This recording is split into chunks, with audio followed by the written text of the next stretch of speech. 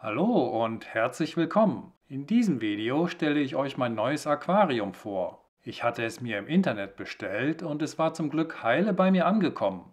Das Video darüber, wie ich es auspacke, verlinke ich jetzt rechts oben in der Ecke. Das Aquarium ist 60 x 30 x 30 cm groß und fast 54 Liter. Das, was mich zum Kauf bewogen hat, war die Profi-Verklebung. Das Aquarium sollte besser verklebt sein als die gewöhnlichen Aquarien. Also die Scheiben sollten nicht nur zusammengedrückt sein, sondern das Silikon sollte auch noch innen einmal abgezogen sein, was eine bessere Naht, eine größere Klebefläche und damit eine längere Lebensdauer zur Folge haben sollte. Deswegen war es auch ein bisschen teurer als die Aquarien, die ich mir sonst gekauft habe. Für den günstigeren Preis war zum Beispiel mein Natur-Aquarium ganz in Ordnung, aber ich war trotzdem mit der Qualität nicht 100% zufrieden. Warum, könnt ihr in dem Video sehen, in dem ich es auspacke und das ich euch jetzt rechts oben in der Ecke verlinke.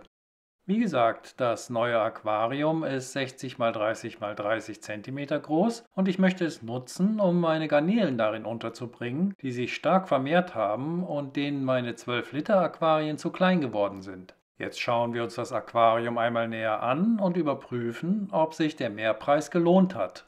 Was zuerst auffällt, ist, dass die Silikonnähte besser verklebt sind. Das heißt, dass die Scheiben nicht nur einfach aneinander gedrückt wurden, dann sehen die Nähte rund aus. Hier wurde aber offensichtlich noch einmal nachgezogen, sodass mehr Klebefläche entsteht, was die Sicherheit hoffentlich erhöht. Unten wirkt die Naht auf den ersten Blick recht schmal, aber auch sie wurde nachgezogen.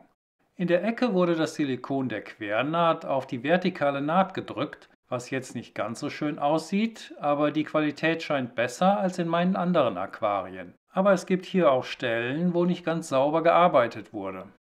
Vorne sieht es erst ganz gut aus, aber weiter oben wurde das Silikon verschmiert. Das kann man zwar mit etwas Mühe entfernen, aber unter Profi-Verklebung verstehe ich etwas anderes. Dafür ist die vordere Naht am Boden wieder gut gemacht.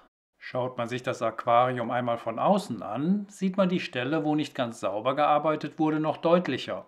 Dagegen sieht es gegenüber wieder gut aus. Und so sehen die Längsnähte aus, wenn das Aquarium hochkant steht. In dieser Ansicht kann man jetzt, finde ich, die breitere Verklebung auf jeden Fall erkennen. Dass die Silikonnähte noch einmal nachgezogen wurden und dadurch die Klebefläche vergrößert wurde, gibt mir persönlich ein besseres Gefühl. Welches meiner Aquarien nun länger dicht bleibt und ob sich die Mehrkosten gelohnt haben, wird die Zeit zeigen. Einen Link zu dem Aquarium, das ich mir selber gekauft und für das ich den vollen Preis bezahlt habe, findet ihr in der Videobeschreibung. Ich habe das Becken auf jeden Fall erst einmal gründlich gereinigt. Die Silikonreste ließen sich problemlos entfernen und danach sah das Aquarium wirklich gut aus. Danach war der Dichtigkeitstest dran. Ich habe es über Nacht halb voll stehen lassen und nachdem ich sicher war, dass kein Wasser ausgetreten war, habe ich es fast ganz voll gefüllt und ein paar Tage so stehen lassen. Alles war in Ordnung und so konnte es dann in Betrieb genommen werden. In einem der nächsten Videos zeige ich dann den Kompressor und den Lufthebefilter, die ich mit dem Aquarium mitbestellt habe, und probiere sie aus. Wenn du das nicht verpassen willst, abonniere den Kanal, falls du es noch nicht getan hast, und aktiviere die Benachrichtigungsglocke. Und wenn dir dieses Video gefallen hat, dann freue ich mich sehr über einen Daumen nach oben. Ich sage Tschüss, danke fürs Zuschauen und macht euch mal wieder die Hände nass.